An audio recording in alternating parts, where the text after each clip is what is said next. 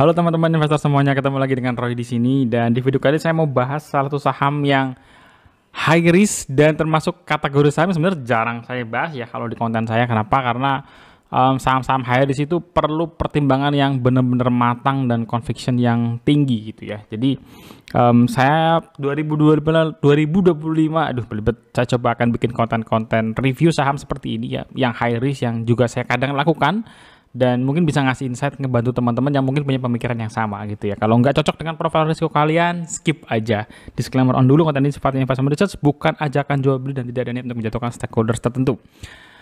Beberapa orang masih nanya gitu ya, dan kemarin saya juga perlu melakukan reschedule untuk online meeting, jadi saya masukkan di sini lagi pemenang-pemenang giveaway pada dasarnya yang request online discussion semuanya dapat gitu ya. Ini saya tulis ada 13.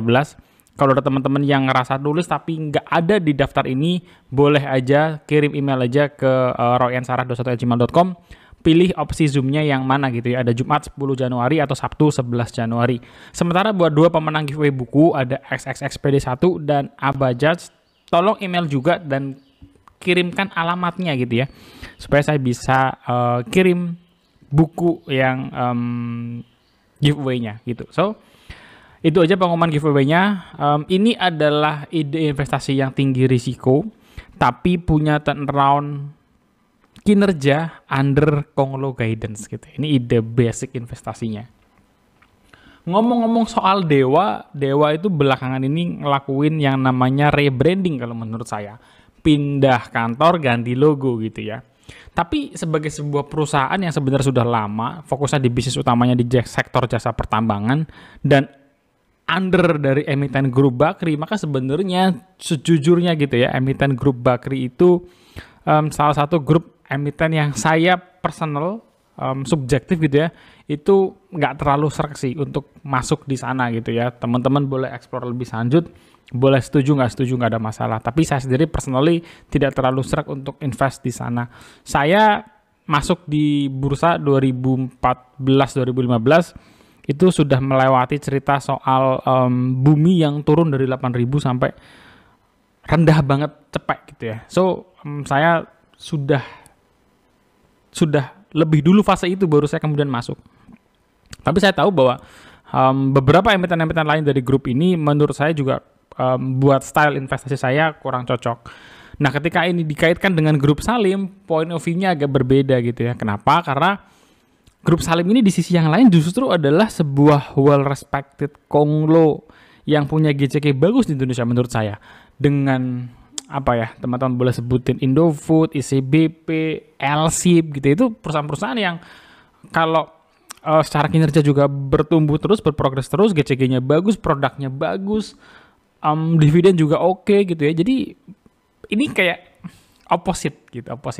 Nah, makanya ketika muncul isu bahwa ada Grup Salim akan masuk kurang lebih 1,5 tahun yang lalu, ini buat saya menjadi sesuatu yang cukup menarik karena men-trigger volatility yang kuat gitu ya di saham Dewa ini.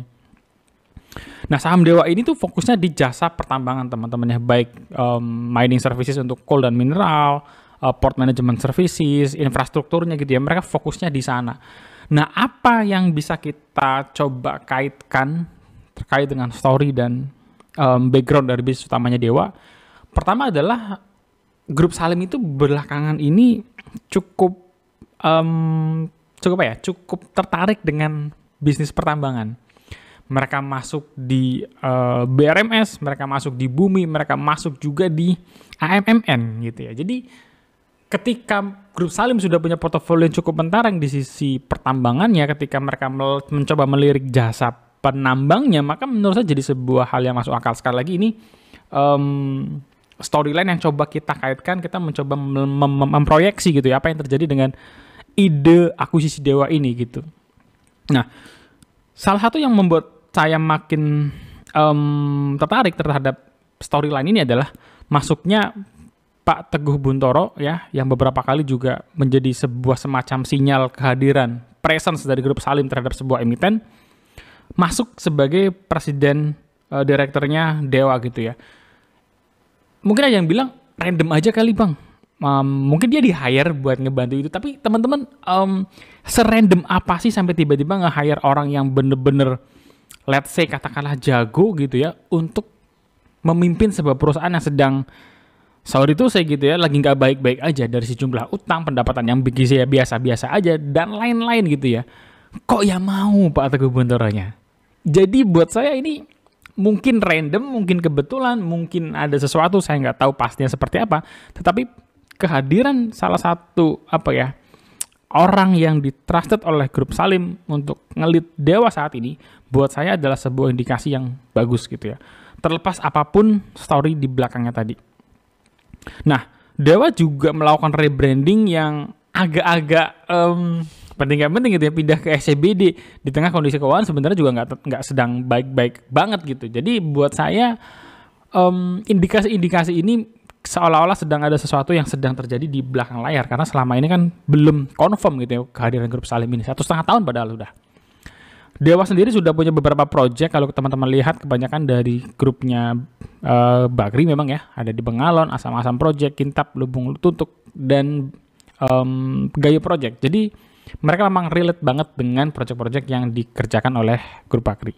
Dari sisi kinerja, kalau teman-teman perhatikan dari tahun 2019, maka sebetulnya total pendapatannya si Dewa ini cukup baik ya, masih bisa naik. Tetapi yang aneh justru ketika tahun 2021 emiten-emiten batubara ini pesta, 2022 emiten batubara juga pesta, mereka malah labanya mengecil dan bahkan minus cukup dalam gitu ya di tahun 2022. Jadi ini adalah kinerjanya Dewa gitu ya.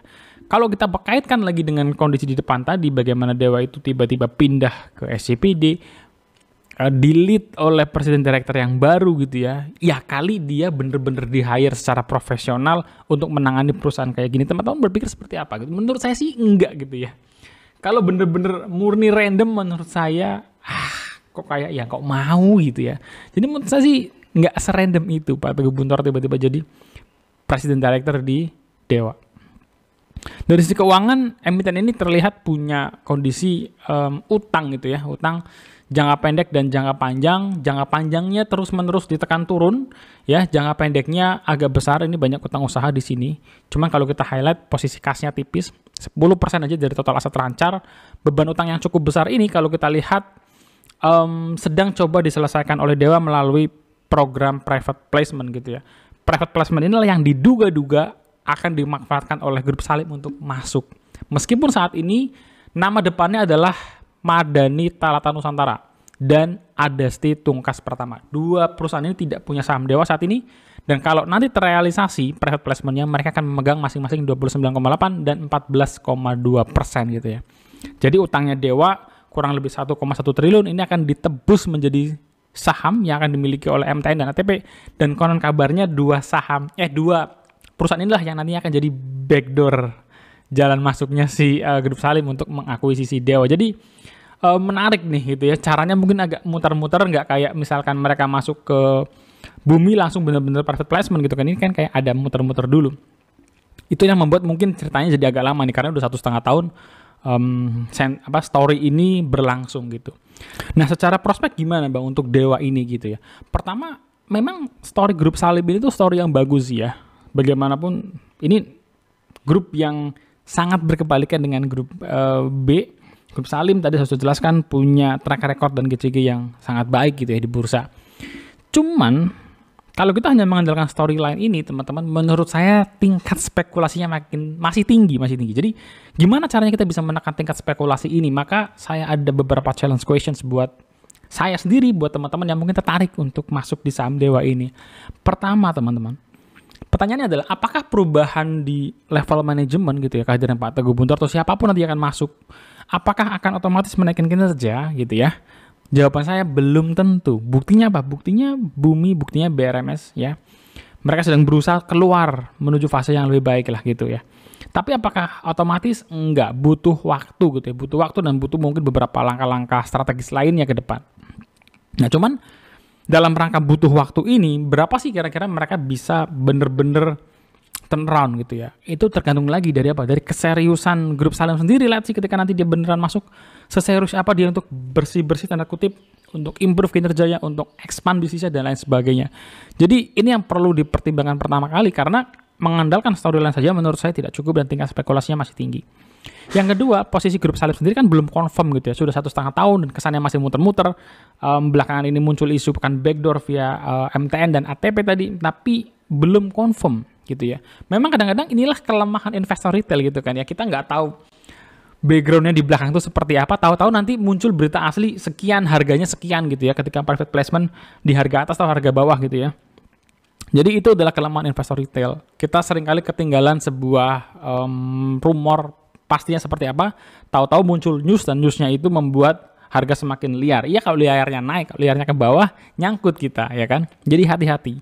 Yang ketiga, harga Dewa itu sejak isu ini bergulir itu sudah naik 100% lebih gitu ya, dari 50 sampai 120. Jadi hati-hati dengan harga saham yang sekarang gitu ya. Potensi naik tentu ada, tapi potensi turun juga terbuka lebar, hati-hati. Jadi itu challenge question saya buat teman-teman yang tertarik dimasuk di saham Dewa ini. Grup B plus grup S gitu ya, karakternya kebalikan. Lika-liku GCG-nya grup B itu juga kebalikan banget dengan grup S yang sangat-sangat well respected di ESG. Tetapi gitu ya, tadi seperti yang saya bilang bahwa ketika akan improve sebuah perusahaan itu butuh waktu, teman-teman kalian proyeksikan. Tetapi kalau kita bicara dari sisi terlepas dari itu, sentimennya sendiri bisa menggeret Dewa ke setinggi apa gitu ya. Buat saya juga sebenarnya nggak yakin juga gitu ya dengan mengandalkan sentimen ini. Pertama apa? Bumi banyak orang ngira ketika grup Salim masuk 300, 400, 500 deh gitu ya. Tapi nyatanya sekarang bumi berapa? 110, 120. Di situ-situ aja. BRMS naik tinggi. Kenapa? Ya di samping grup Salim, faktor dari komoditas yang sedang ngehit gitu ya, emas yang menjadi bisnis utama BRMS itu kan mendongkrak. Jadi ada dua sentimen yang bergerak di BRMS. Nah kalau Dewa gitu ya, fokusnya di pertambangan batu bara. Ya batu baranya saja sekarang harga sedang turun. Nah kecuali nanti Dewa bisa mensupport AMMN, Dewa bisa mensupport BRMS, itu mungkin akan jadi sesuatu yang berbeda lagi nih jalan ceritanya. Jadi kita nggak bisa terlalu berspekulatif bahwa ketika grup Salim masuk nanti Dewa nyusul BRMS nih 200, 300, 400, enggak, karena faktanya toh bumi juga masih di situ-situ aja. Dari sisi valuasi ini menunjukkan potensi, ini menunjukkan kondisi sekarang Dewa di harga yang sudah over value gitu ya. Di harga 119 per video ini dibuat, PBV-nya sudah 0,8 kali dan PER-nya 83 kali. Kualitas earning-nya nggak bagus-bagus amat gitu ya. Bahkan bisa dikatakan nggak bagus gitu dengan 83 kali. Dan dalam kondisi seperti ini, dan tambah dalam utang yang dalam waktu dekat perlu dibayar, tidak mungkin emiten seperti Dewa ini bisa memberikan dividen gitu ya, setidaknya setahun ke depan. Jadi, masuk di harga valuasi sekarang ini masih sangat tinggi risikonya. Spekulasinya masih tinggi. Gimana caranya kita menekan risiko? Tadi yang pertama kita sudah belajar untuk memproyeksi kinerjanya, kapan turnaround-nya. Yang kedua adalah tawar murah gitu ya, tawar murah. Sejujurnya saya di Dewa sudah duluan gitu, sudah duluan. Waktu harga Dewa masih jauh dari sekarang gitu ya, jauh dari sekarang. Tapi porsinya juga porsi yang kecil aja, porsi titip sendal, porsi kecil lah ya. Tapi saya ngelihat memang harga 65 sampai 75 itu harga titik ideal kalau kita mau kasih risiko di saham satu ini. Kenapa harus 65 sampai 75? Hitungannya adalah karena ada dilusi 40% dari private placement yang mereka akan jalankan setelah RUPSLB nanti gitu ya. Makanya di saham seperti ini teman-teman, better nawar aja. Kalau ternyata harga saham yang ngacir juga bukan rezekinya namanya. Kita juga menurut saya jangan melakukan strategi buy dari atas ke bawah dengan piramida. Karena apa? Karena harga yang sekarang ini ditawarkan market buat saya Dewa sudah sangat beresiko gitu ya. Yang kedua, teman-teman juga harus aware bahwa saham yang pernah ada di level gocap 50 itu potensi kembali gocap itu juga ada gitu, juga ada. Kenapa? Ya biasanya memang gitu aja sih. Saham kalau udah pernah 50 terus dia naik ke 100, 120, bisa jadi setahun lagi dia gocap lagi loh. Malah ada kemungkinan besar seperti itu juga gitu. Jadi kalau kita punya Dewa di harga 65 sampai 75, maka better pasang stop loss mendekati harga, jangan sampai intinya jangan sampai di bawah gocap deh, jangan sampai. Jadi kalian boleh pasang turun 10 sampai 20%, sudah nggak nyaman, stop loss aja gitu ya, stop loss aja. Terakhir, idenya adalah ini momentum yang bagus banget sih menurut saya gitu ya. Market sukalah dengan kondisi momentum ini. Grup Salim ini bisa jadi driver yang bagus, cuman tadi Dewanya sendiri kinerja juga harus mesti improve, bahkan loncat nih. Kalau bisa loncat sih saya nggak heran kalau harga sahamnya bergerak naik gitu ya ke utara dan cepat gitu, naik 5%, 10% gitu ya. Secara risk and reward, sebagai catatan akhir teman-teman ya, subscribe dulu buat teman-teman yang belum subscribe channel ini.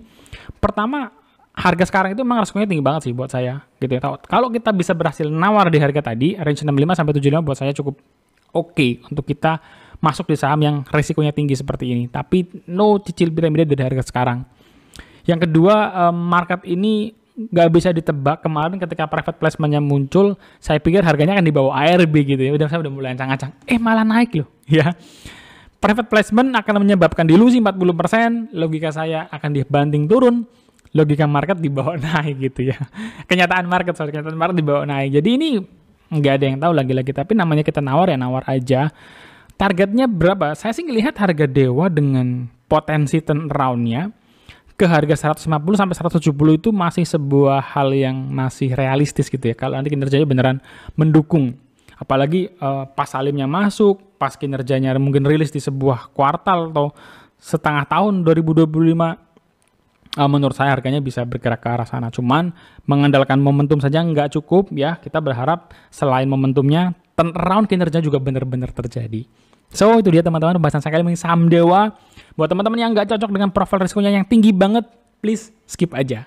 Sampai ketemu di next video. Jangan lupa subscribe, share, like, dan kita bisa diskusi bareng di kolom komentar. Selamat buat para pemenang. Buru-buru email saya biar saya bisa segera kasih giveaway-nya. Bye-bye.